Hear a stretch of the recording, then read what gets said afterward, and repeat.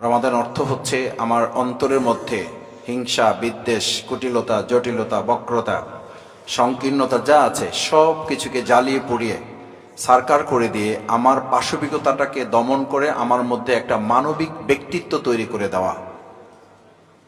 এই মানবিক ব্যক্তিত্ব তৈরি করে দেওয়ার নামই হচ্ছে পবিত্র মাহে রমাদান।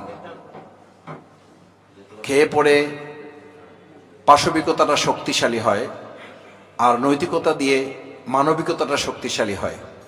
রমাদানের মূল প্রতিযোগিতা হচ্ছে 11 মাস খাওয়া দাওয়া এটা ওটা করতে করতে আমাদের মধ্যে পাশবিক শক্তিটা অনেক উপরে চলে যায়।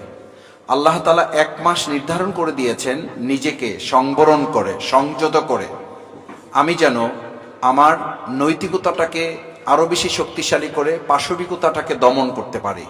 রমজানের মূল শিক্ষা হচ্ছে পাশবিকতার ঊর্ধ্বে মানবিকতা নির্মাণ করা।